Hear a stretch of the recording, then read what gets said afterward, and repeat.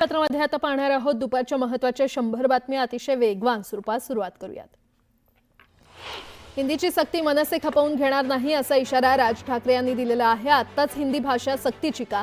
हिंदीची सक्ती महाराष्ट्रातच का? दक्षिणेतही हिंदी सक्ती कराल का? असे सवाल राज ठाकरे यांनी केले। आम्ही हिंदू आहोत, हिंदी नाही। महाराष्ट्रात हिंदीची सक्ती करत असाल तर संघर्ष अटळ आहे असं राज ठाकरे यांनी ठणकावले। प्रत्येक राज्यात त्या भाषेचा मान राखला गेला पाहिजे असं राज ठाकरे म्हटले। शालेय शिक्षणातून हिंदी सक्तीचा निर्णय मागे घ्यावा। शालेय शिक्षणात हिंदी सक्ती नको अशी मागणी राज ठाकरे यांनी केली आहे। हिंदी राष्ट्रभाषा नाही, त्यामुळे सक्तीचा प्रश्नच नाही असं राज ठाकरे यांनी म्हटले। आज हिंदीची सक्ती केली तर उद्या मराठी भाषा संपून जाईल, हिंदी लादली गेली तर महाराष्ट्र संपून जाईल अशी भीती राज ठाकरे यांनी व्यक्त केली आहे। या गोष्टी आजच ठेचायला हव्यात असं राज ठाकरे म्हटले।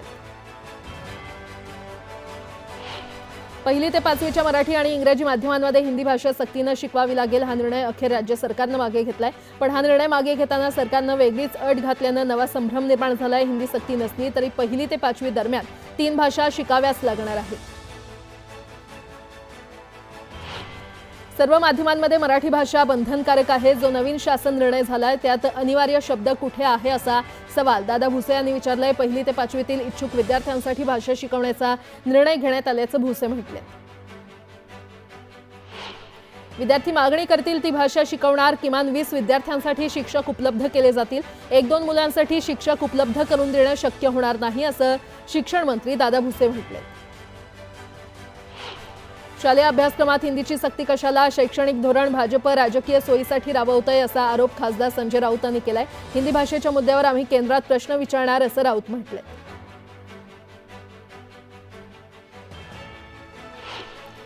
स्थानिक स्वराज्य संस्थांच्या निवडणुकीसाठी भाजपने मेगा प्लॅन आखलाय। पुढील काही महिने भाजपमध्ये पक्षप्रवेशाचा धडाका पाहायला मिळणार आहे। महाविकास आघाडीचे काही बडे नेते भाजपच्या संपर्कात असल्याची माहिती भाजपच्या वरिष्ठ नेत्यांनी दिली आहे।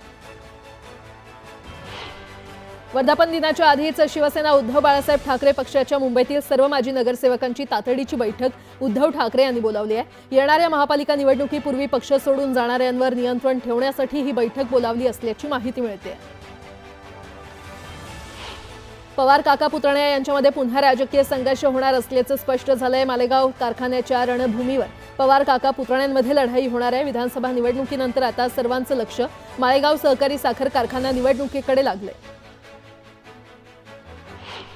राज्यातील 25 वर्षांहून जुन्या सर्व पूल, साकव आणि इमारतींचं स्ट्रक्चरल ऑडिट करा। ऑडिटचा वस्तुस्थिती दर्शक अहवाल तातडीने शासनाला सादर करा असे निर्देश सार्वजनिक बांधकाम मंत्री शिवेंद्रसिंह भोसले यांनी दिले। आंध्र प्रदेशच्या मारडपल्ली जंगलात माओवादी आणि जवानांमध्ये जोरदार चकमक झाली आहे। माओवाद्यांच्या केंद्रीय समिती सदस्यांसह 3 जणांचा खात्मा करण्यात यश आलंय। माओवाद विरोधी पथकाने धडक कारवाई केली आहे। काँग्रेसच्या बंडखोर नेत्या जयश्री पाटील यांचा भाजपमध्ये पक्षप्रवेश होणार आहे। मुंबईमध्ये मुख्यमंत्री देवेंद्र फडणवीस यांच्या उपस्थितीत पक्षप्रवेश पार पडणार आहे। पिंपरी चिंचवड महापालिकेच्या वतीने पुणे आळंदी पालखी मार्गावर मडमुखवाडी इथे उभारण्यात आलेल्या संत ज्ञानेश्वर महाराज आणि संत नामदेव महाराज भेटीचं समूह शिल्प आणि संत सृष्टीचं लोकार्पण करण्यात येणार आहे। मुख्यमंत्री देवेंद्र फडणवीस यांच्या हस्ते लोकार्पण होणार आहे। मालेगाव कारखान्याच्या पंचवार्षिक निवडणुकीकरता गोविंद बागे शरद पवार यांच्या उपस्थितीमध्ये नीरावागज येथील उमेदवारांसोबत महत्त्वपूर्ण बैठक पार पडली। बळीराजा सहकार बचाव पॅनलच्या सर्व उमेदवारांना निवडणुकीसाठी पवार यांनी शुभेच्छा दिल्या। बारामतीतील राजकारणाचं सत्ता केंद्र असलेल्या माळेगाव सहकारी साखर कारखान्याच्या निवडणुकीच्या रिंगणात उपमुख्यमंत्री अजित पवार स्वतः उतरलेत। तर शरद पवार गटाचं नेतृत्व युवा नेते युगेंद्र पवार करणार आहेत आणि त्यामुळे बारामतीमध्ये तिसऱ्यांदा दोन्ही राष्ट्रवादी धुंजणार आहेत। तर त्यामुळे माळेगावची माळ कुणाच्या गळ्यात पडणार याकडे लक्ष लागलंय। देहू इथे संत तुकाराम महाराजांचा पालखी प्रस्थान सोहळा होणार आहे आणि या सोहळ्यात उपमुख्यमंत्री अजित पवार देखील सहभागी झालेत। अजित पवारांनी संत तुकाराम महाराजांच्या समाधीचं दर्शन घेतलं। संत तुकाराम महाराजांच्या पालखी प्रस्थान सोहळा थोड्याच वेळात संपन्न होणार आहे। यासाठी देहू देवस्थानच्या वतीने जय्यत तयारी करण्यात आली आहे। देहूमध्ये जवळपास 500हून अधिक दिंड्या पालखी सोहळ्यात सहभागी होण्यासाठी दाखल झाल्या। जगद्गुरू संत तुकाराम महाराजांचा पालखी प्रस्थान सोहळ्याला आजपासून सुरुवात झाली आहे। यावेळी वारकऱ्यांकडून सर्वांनाच स्वच्छतेचं महत्त्व पटवून देण्यासाठी हरितवारी, निर्मलवारी, स्वच्छवारी याचं आयोजन करण्यात आलंय। यावेळी मंदिर परिसरात वारकऱ्यांनी हातात झाडू घेत सफाई करत स्वच्छतेचा संदेश दिला। जगद्गुरू संत तुकाराम महाराजांचा पालखी प्रस्थान सोहळ्याला आजपासून सुरुवात होते। यंदाचा हा 340वा पालखी सोहळा आहे। पहाटे 4:30 वाजता शिवा मंदिर इथे अभिषेक करण्यात आला आणि त्यानंतर स्वयंभू विठ्ठल रुक्मिणी मंदिरात अभिषेक आणि काकड आरती झाली। पालखी सोहळ्यासाठी चांदीच्या पालखी रथ सज्ज आहे, तर सोहळ्यात सहभागी होणाऱ्या 500 दिंड्या देहूमध्ये दाखल झाल्या आहेत। देऊळवाड्याला आकर्षक फुलांची सजावट करण्यात आली आहे।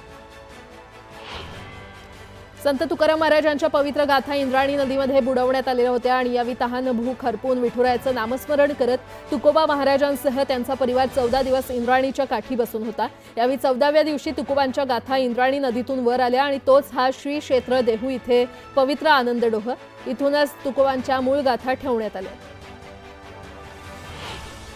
जगद्गुरू श्री संत तुकाराम महाराजांच्या पालखी सोहळ्यासाठी देहूमध्ये दाखल झालेल्या वारकरी यांच्या सुरक्षेसाठी एसडीआरएफ धुळ्याची टीम दाखल झाली असून सध्या इंद्रायणी नदीला पाणी जास्त असल्यानं खोल पाण्यात कोणत्याही भाविकांना उतरू देत नाही आणि त्यामुळे आपत्कालीन परिस्थितीमध्ये भाविक अडकू नये यासाठी उपाययोजना करण्यात आल्या।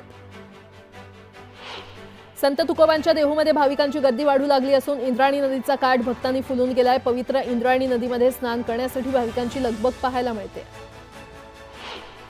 संत तुकाराम महाराजांच्या मुख्य मंदिरात तुकाराम महाराजांच्या प्रतिमेला फुलांची सुंदर सजावट करण्यात आली आहे। महाद्वारातून आत येताच प्रतिमेचं सुंदर रूप भाविकांना भुरळ घालतंय।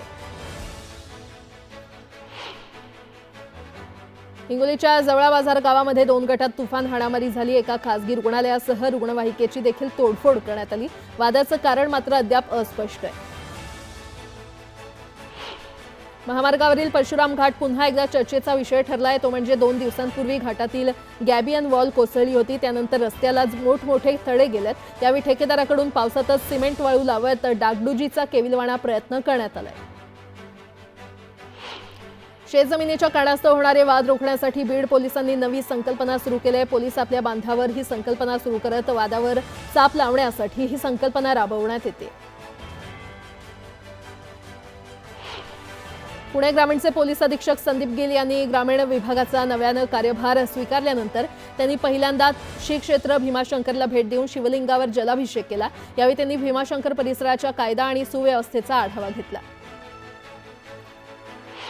वाशी येथील पालिका रुग्णालयातील लाचखोरी प्रकरणानं नवं वळण घेतलेलं आहे। मृतदेह गुंडाळण्यासाठी नातेवाईकांकडून लाच घेतल्याच्या प्रकारानंतर गेल्या 2 दिवसांपासून संतप्त प्रतिक्रिया उमटल्यात। कामबंद आंदोलनामुळे रुग्णसेवा पूर्णपणे ठप्प झाली असून रुग्ण आणि त्याच्या नातेवाईकांची मोठी गैरसोय होते। बीडच्या गेवराई येथील छत्रपती मल्टीस्टेट या पतसंस्थेमध्ये ठेवलेल्या ठेवीची रक्कम परत मिळत नसल्यानं एका तरुणानं पतसंस्थेच्या मुख्य कार्यालयासमोरच गळफास घेत आत्महत्या केली आहे। या प्रकरणी पतसंस्थेच्या अध्यक्षाविरोधात गुन्हा दाखल करण्यात आलाय। सातारा जिल्ह्यामध्ये मुसळधार पावसानं हजेरी लावल्यानं कराड चिपळूण मार्गावरील वाहतूक तब्बल 45 तासांनंतर सुरू झाली आहे। कराड चिपळूण मार्गावरील 2 भराव पूल वाहून गेल्यानंतर कोकणात जाणारी वाहनं एकाच जागी उभी होती। 3 दिवस वाहनं एकाच जागी असल्यानं नागरिकांना देखील त्रास सहन करावा लागलाय। नंदुरबार जिल्ह्यातील शहादा पोलिसांनी अवैधरित्या गुटखा तस्करी करणाऱ्यांवर कारवाई केली आहे। पोलिसांनी त्यांच्याकडून 25 लाखांचा गुटखा जप्त केला असून गुन्हा दाखल केलाय। पुणे जिल्ह्यातील शिक्रापूरमधील मलठण फाटा परिसरात सर्पमित्र शेरखान शेख यांनी पकडलेल्या अतिविषारी घोणस जातीच्या सापानं त्यांच्या कारमध्ये 27 पिल्लांना जन्म दिला। सर्व सर्प पिल्लं आणि नागिणीला सुरक्षितपणे निसर्गात सोडून देण्यात आलं। गोकुळ शुगर कारखान्याच्या थकीत बिलाप्रकरणी शेतकरी आक्रमक झालेत। गोकुळ शुगर कारखान्याचे अध्यक्ष दत्ता शिंदे यांच्या कार्यालयात घुसून शेतकऱ्यांनी ठिय्या आंदोलन केलं। मुरबाडमधील दुर्गम शिवकालीन सिद्धगड किल्ल्यावर ट्रेकिंगसाठी गेलेल्या एका नवी मुंबईतील 20 वर्षीय तरुणाचा दरीत पडून मृत्यू झालाय। मुसळधार पावसामुळे त्याचा मृतदेह गडावरून खाली आणण्यात कठीण जात असल्यानं रेस्क्यू टीमनं आज सकाळी मृतदेह मृतांच्या नातेवाईकांना सुपूर्द केला। ठाण्याहून मुंबईच्या दिशेने जाणाऱ्या चेक नाका परिसरात मोठी वाहतूक कोंडी झाली होती। 1 ते 1.5 किलोमीटर वाहनाच्या रांगा लागल्या होत्या, त्यामुळे नागरिकांसह वाहन चालकांना वाहतूक कोंडीचा सामना करावा लागला। धाराशिवमध्ये जंगली ऑनलाईन रमीचं फॅड ग्रामीण भागातील तरुणांमध्ये पोहोचलंय। लक्ष्मणच्या आत्महत्येमुळे ऑनलाईन गेमच्या आहारी गेलेल्या तरुणांचं भीषण वास्तव समोर आलंय। ऑनलाईन गेममुळे कारी गावातील तरुणांची 70 लाख रुपयांची फसवणूक झाली आहे। या प्रकरणी तरुणांनी सायबर पोलीस स्टेशनमध्ये तक्रार दिली आहे। यवतमाळच्या घाटंजीमध्ये एका शेतकऱ्याला 2 तरुणांनी बेदम मारहाण केली, त्यामुळे अपमानित झालेल्या शेतकऱ्यानं शेतात जाऊन विष पिऊन आत्महत्या केली आहे। या घटनेनं परिसरात चांगलीच खळबळ माजली आहे।